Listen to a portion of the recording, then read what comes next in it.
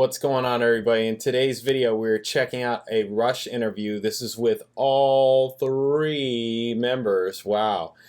I'm not sure when it's from. It looks like it might be from the 80s, like early 80s maybe. You guys will probably know. And we'll see. I don't know. We'll see what they say. If they give any clues as to when it is. If they say anything about like songs or albums, you guys are going to know. I'm not going to know yet because I have not went through the albums yet and I don't know when they came out. So, yeah. Anyways, all right. If you're new here, please subscribe. Check out my videos. I got all kinds of videos. I got reaction videos, 9 a.m. I do one at 4 p.m. with my wife every day. I got bass play-alongs, live performances with bands, musician tips, all kinds of videos. Definitely check it out. In the description below, Amazon affiliate links to all things Rush.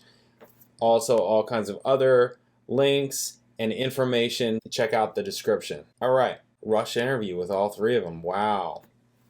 I've only seen Geddy interviews, so this should be cool. Let's do this. Bam. Okay, the new album. There are a number of new things on this album, new approaches to the album. Tell me what's new about it. You tell him. Basically, its newness derives from experiments that I guess we've conducted over the last couple of albums through Hemispheres and Farewell to Kings. We were experimenting with a lot of new instruments and sounds and rhythmic approaches and so on. And in a lot of cases, they were experimentation and took us off in varying directions. But this time, we found ways to put all those directions into a single stream, and consequently, I think the album probably has a more direct feel to it. You went about the album differently this time too, though. You took some time off. Yeah, we had time to write it and rehearse it and work on it prior to recording, which we usually don't. We usually go into the studio and we have some ideas and some songs prepared, but for the most part it's get it together, rehearse it, arrange it, and then record it straight away. I was surprised that now, given the time to put an album together, you chose this time not to do a conceptual thing. I would have thought that you had when you had the time, that's the time to approach something really textured and complex and big.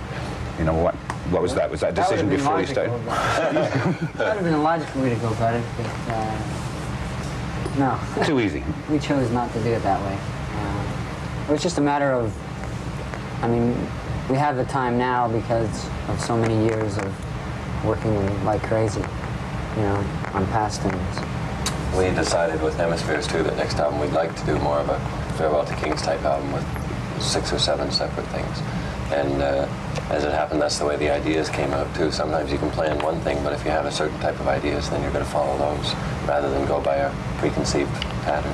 I think also because of the fact that Hemispheres took so long to do and took so much out of us, and it was really a draining album to do, that, you know, was sort of enough. And we'd sort of taken that conceptual thing to its limit for the time being. And we all felt that we'd like to work on shorter pieces and something that wouldn't be that involved. Right. That's right. You actually went into this thing with the concept for a conceptual piece, though, didn't you, that you dropped in the course? It was a shorter idea, really. It was no more of a conceptual piece than Natural Science or Jacob's Ladder is, really.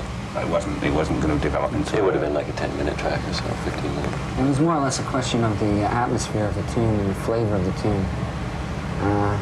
Sugar Wayne was very Renaissance, very English, you know, and the rest of the album seemed to have a more up-tempo, harder-edged feel, and it just didn't seem to fit. Okay, there's some new technical effects on this album. You had a new interface machine. What does that do? Well, what it does is, here's my big unit right here. What it does is it enables me to trigger my gigantic synthesizer with my feet. And they're very large feet, I might add. So I get very large sounds. That's cool. And it enables me to keep playing things on my bass and to have a little more intricate string arrangements and that I will be able to reproduce live. So it extends the flexibility of the band. It's texturally. Oh my God. Tell me a little bit about Natural Science off this album. How did that come together?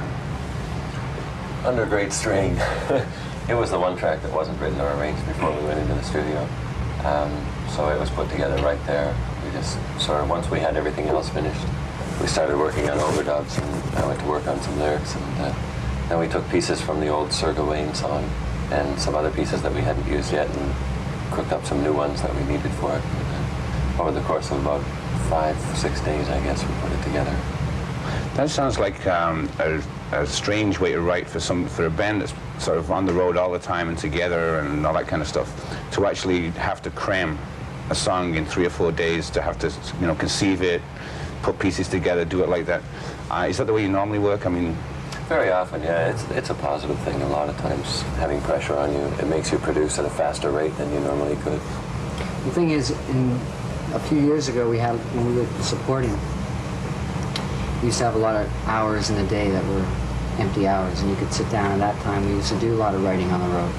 But now that we're headlining all the time, and we do almost a 2-hour show every night, and the whole routine and rigmarole of actually doing the gig takes up so much of your time and energy that by the time you finish your show, even if you do have a couple hours before you're ready to crash, I mean, it's the last thing in the world you can do is pick up a song and try to be creative, you know? It's like, dun, dun, dun, you know? Listen to this. That's terrible. You know?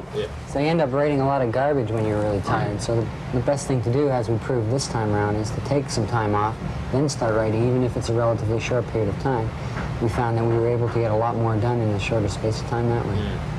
do you have suitcases full of cigarette packages with lyrics and notes and stuff in it? Sort of. Yeah, I just tend to write down a key phrase or a title very often. I'll have a title that I know I want to have a song for, so I'll just write that down, and then when there is time, I can remember a whole train of thought that made me think that was a good title, and conjuring all that up, I can usually put it together. The whole music industry is going primitive, new wave, minimal rock and roll. Do you care? It is? I don't think it is. I don't think it is. What do you think? It is. I don't think it is. No, we don't think that it is. There's certainly some, Cross there's that one certainly out. some bands that have gone back to basics kind of thing, but those are the bands that can't do anything but play basics. But all the really interesting new wave bands seem to be developing and progressing into more interesting styles. I wouldn't say that Talking Heads, for instance, who are one of the major new wave acts, I don't think they're minimalistic at all. They're quite subtly complex. The new Bhutan Rats album, too, the production of it and the music is very progressive, very complicated arrangements and all kinds of subtle effects in it and stuff. It's just the same thing we were doing a few years ago, you know, it's just a different period. Yeah, it's definitely a positive thing, though, I feel. It's really giving, adding a spark to what was becoming a complacent industry. Your music seemed to have turned right over when Neil joined the band. Turned over and died. Oh my God. You've been asked that one before, haven't you? All your lyrics are sort of mystic and that kind of thing. What's on your reading list? Oh, I try to cover a lot of different things with reading. I read a little bit of science fiction, a little bit of fantasy, and a lot of English literature, Beano, Bunter. Incredible Hulk. Incredible Bulk. A lot of stuff, some serious and some not serious. Just keep the head active. And Alex and I can't read. Well, you can't read, and you never seem to write. How come you guys don't contribute more songs lyrically? Well, you know, We don't talk so good. like, Talk for yourself. I usually pull a tune out every couple of albums, but that's about it. This guy does it, and you're welcome to it. Alex and I prefer to spend more time on music. That's what moves us. So it comes down to a lot of times when we're working on writing, we'll split up, and the two of them will go together and work on music while I work on lyrics. It's just a matter of facility, really. I have a facility with words that I don't have with notes, and they have it with notes. It's a good balance. Three guys sort of been living in each other's pockets for 10 years, and these guys go off while you write the lyrics. Do you ever get paranoid? No. We just put together ideas when we're apart like that, and then everything we do really comes down to a unanimous decision. With the recording thing, it's with Terry Brown, it's a four-way unanimous decision. Unanimous. Unanimous decision. And if all of us aren't excited about it, then we'll stop and re-examine it and possibly throw the idea away and start again. You know? Everybody has to be excited about it, or it's not going to happen. Have you thought of doing what Supertramp did and just taking it off the road and just doing records and those kind of projects? I think we'd wither away if we were to do something like that. We're very much a live band, and we love touring and we love playing, so It's a lot of fun. you know, to sit around and just make albums would get kind of boring after a while, I think, for us. I would seem to think that you'd start to lose your perspective on things too. So when we're traveling all the time, you can't help but keep your pulse on the real world because you're thrust out in the middle of it. Touring is certainly, as most everyone knows by now, it's no wonderful experience, and it has its seamy side as well as its enjoyable side. And you can't help but keep an objective kind of perspective on things and know that you're part of the real world. Whereas buried in the studio, you lose that. You become isolated, and I would think in a larger sense, you tend to become personally isolated from the rest. You did what every young Canadian basement band dreams of. I mean, you actually did it. You got out of the basement, and now you're, one of the world's major headliners, all that kind of stuff. How far do you feel from those kind of kids now? That's a hard question. It's hard to gauge that, It's like saying how far do I feel from myself when I was 18? A long way, Right. obviously. Still the same in some ways. We definitely try to keep in mind who we play for and why we're playing. I think as long as we maintain the idea and remember why we're here, then we're very much in tune with those people. A lot of times we make a decision based on how we would feel at the time when we were 17 or 18 and a fan of a band. Yeah, we're still fans too. I mean, there's still bands that we go crazy over, and still lots of concerts that we like to go see, and so I think there's still quite a point of relation to that. Who would you go see? Who would I go see? Oh, I'd go see Yes in a second. Yeah, we went to see Yes once when we were recording Precious Steel. Yeah. Took a night off and went down to the show. Then didn't want to record the rest of the album. Just recently in London, we all went to see Bill Bruford's new band too, which was a real treat for us to have a night off and to have someone who we all really liked playing in town. I went to see UK when they were at O'Keefe Centre in Toronto. It's nice going to concerts when you can. Who do you listen to at home? Records? Those people we mentioned, plus a whole lot more, all kinds of people. Recently, the Talking Heads are on the turntable a lot. The Police. Pink Floyd, definitely. New Pink Floyd album. There's all kinds of exciting music happening. You were the band that really proved that you could get out there without radio airplay. You could actually just do it by getting out there and playing for people. You think that's still possible for a young band now? Well, we were told it was impossible when we did it, so if it's impossible now, then I would say do it. It's really what it comes down to is not compromising. And if you don't give up, then you just keep going. Well, it's all down to how much you want to work, I mean, those people are right if they say that you can get there a lot faster if you do it this way. Sure, you can get there a lot faster, but what do you give up on the way? That's a really important question, If you're not prepared to give up anything, then you've got to be prepared to put a lot of time into it and a lot of work. Can you honestly say that along the line there's been no major compromise? Yeah. And no minor ones either, I don't think. It's not a bad track record in what is a really cutthroat industry. Yeah, well, it's been done by a lot of other people than us, we're not the only ones. It's not like we're being smug about it because we're not the only ones and we don't feel like we're in a special category. We're not pioneers by any stretch of the imagination. We're not no Lewis and Clark expedition here. There's lots of bands that have proved it to us. That's why we wanted to do it the same way. People like Yes and people like Pink Floyd and all those people did it way before us. We just wanted to do it the way they did it, rather than do it the way people that we don't admire have done it. I mean, that's really what it's down to. It's certainly not an original concept. It's been around for as long as there's been people. You're telling us something about How long have you had this skin condition, Lurks?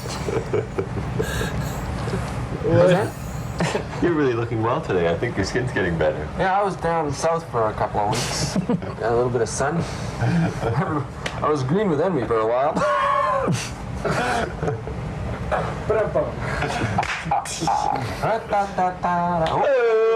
What a handsome guy. I'm ignorant now. Okay. How you doing, John?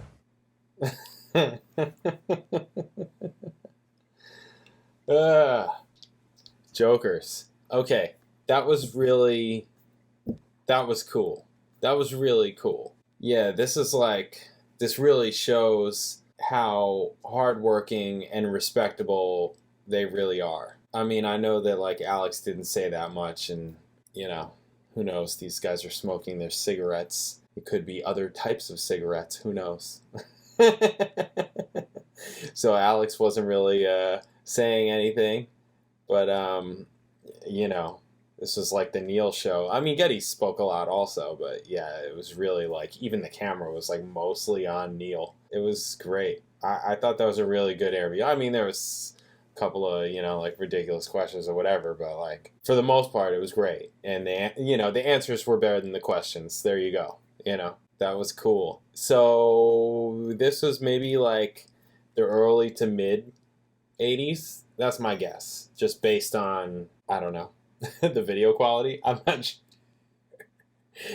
sure. That's my guess. My guess is early to mid, like 83, 84, maybe. That's my guess. Does anybody know what year this is from? I thought it was really great. Yeah, their process, how hard that they work, the not compromising, the humbleness of, you know, we're not special, we're just working, you know, they're just working. Their view on studio bands versus road bands, super humble, and to me, dead on. Yeah, I thought this was a great interview. I thought it was great. I thought it was really cool. Their answers more than the questions. The questions were fine, but the answers are what really is like, oh wow, yeah, this is a respectable band. It makes you want to listen to what their music sounds like. There's nothing else to say about it, you know, that they didn't already say and portray for themselves. That was great. I'm loving watching his interviews because it just brings a depth to the artist and the music and gives you a different perspective on them and makes you appreciate them even more, at least in Rush's case for me. Yeah, so I dig it. It's awesome. Cool. Thanks for watching. If you're new here, please subscribe. Check out my videos. I got all kinds of videos, reaction videos, 9 a.m. and I do one at 4 p.m. with my wife every day. I got bass play-alongs, live performances, advanced musician tips, all kinds of videos. Definitely check it out. In the description below, I have all kinds of Amazon affiliate links, other links, information. Check out the description. Thanks for watching. I'll catch you in the next video.